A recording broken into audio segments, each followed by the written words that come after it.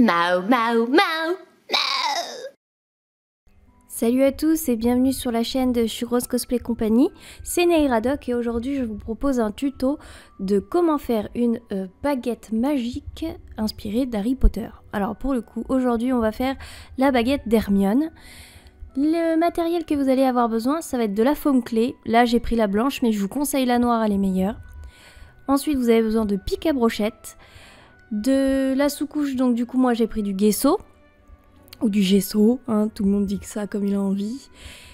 Plusieurs tailles de pinceaux. Ensuite, on a plusieurs couleurs de peinture, du marron, du noir, de l'ocre et du blanc. Là, je vous montre un vernis. Et enfin, je ne l'ai pas utilisé dans le tuto, mais vous pouvez utiliser des outils de sculptage. On va commencer par malaxer comme il faut la foam clé. Et ensuite on va la mettre autour de notre baguette et on va essayer de former la forme de base tout simplement. On va donc essayer d'avoir notre base qui va être au niveau de notre main qui va être plus épaisse et l'extrémité du bout qui va être plus fine. Alors vous pouvez faire tout ce que vous voulez, c'est ça qui est super, c'est que les baguettes d'Harry Potter, il y a toutes les formes, il y a tout ce qu'on veut. Et du coup pour réussir à bien aplatir en fait, pour réussir à avoir quelque chose d'homogène, il suffit d'appuyer et de faire rouler sur la table. Vous pouvez ensuite, pour déplacer la matière, vous appuyez et vous allez vers la droite ou vers la gauche pour déplacer la matière. Donc là vous voyez que je galère vraiment parce que vraiment la blanche je ne vous la conseille pas, je préfère largement la noire. La blanche est beaucoup plus plus extensible un petit peu, elle est plus elle sèche plus vite et elle est moins malléable on va dire.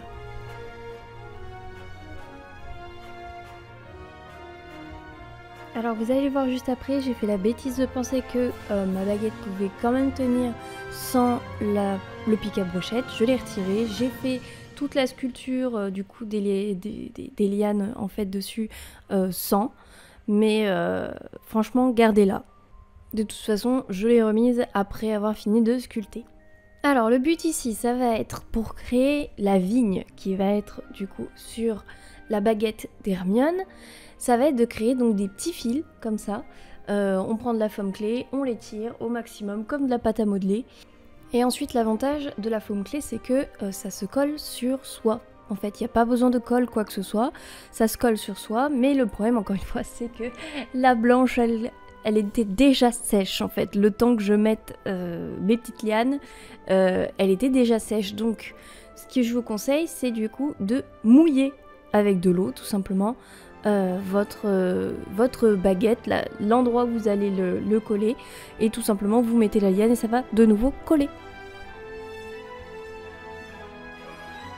Donc là je m'inspire du coup de l'image de référence. On a du coup ces espèces de lianes, de lierre qui vont s'enrouler tout autour de la baguette, mais on a aussi des petites feuilles que je vais rajouter plus tard. Mais pour l'instant, je fais des petites lianes de différentes tailles, de différentes épaisseurs.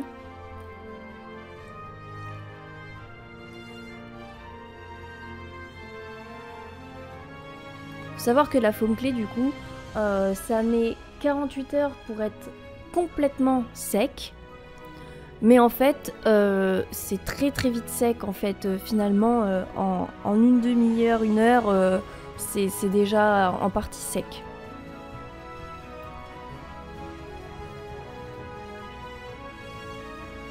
Donc là j'ai fait ma partie principale, la grosse liane qui entoure tout autour. Et là je vais rajouter des plus petites lianes en fait qui vont venir se mettre dans les trous entre guillemets hein, entre chaque torsade.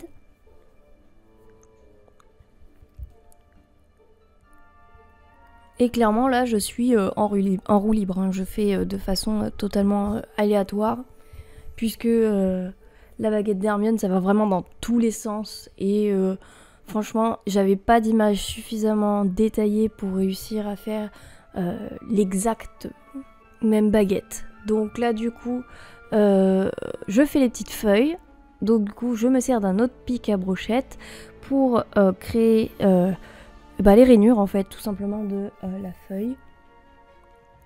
Et ensuite, je viens la coller à des endroits totalement random, là où j'ai envie.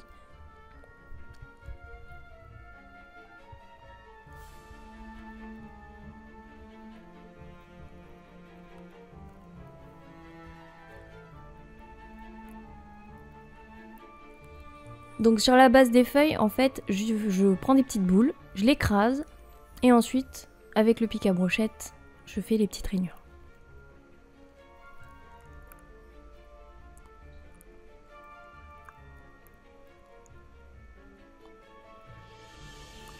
J'en fais des grosses, j'en fais des petites, j'essaie de faire en sorte que ce soit assez aléatoire.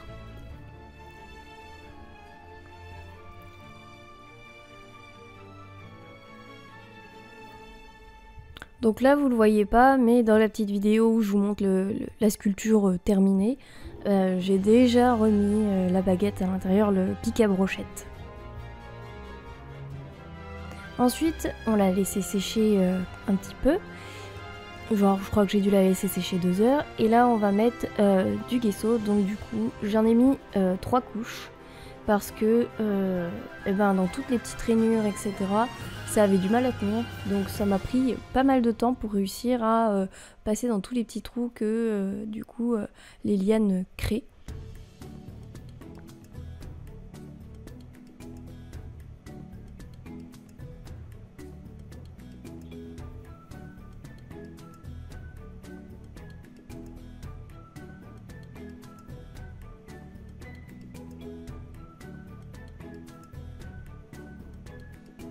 Vous pouvez utiliser différentes sous-couches.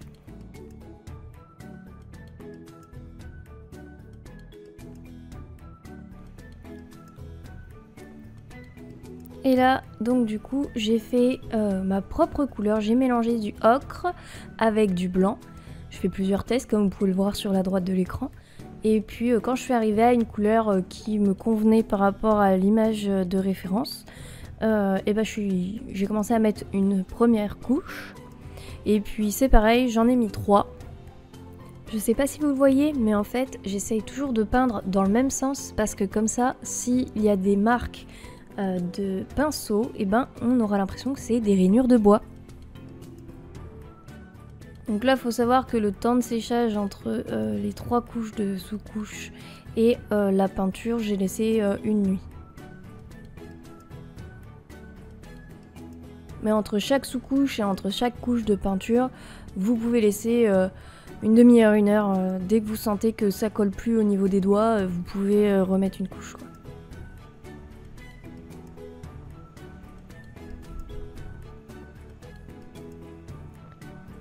Donc ensuite, je suis passée au weathering, c'est-à-dire essayer de faire ressortir les creux dans ma baguette. Le problème que j'ai eu, donc du coup, c'est que normalement c'est de la peinture mélangée avec de l'eau. Je n'ai pas mis suffisamment d'eau, ce qui fait du coup la base de ma baguette était trop foncée. J'ai pas réussi à retirer suffisamment d'excédent, pardon. Donc pour tout le reste ça a été, j'ai remis de l'eau, mais du coup vous allez me voir repasser du coup sur la base avec de la peinture ocre, du coup, enfin ocre clair quoi, au centre en fait, parce que ça faisait vraiment trop foncé.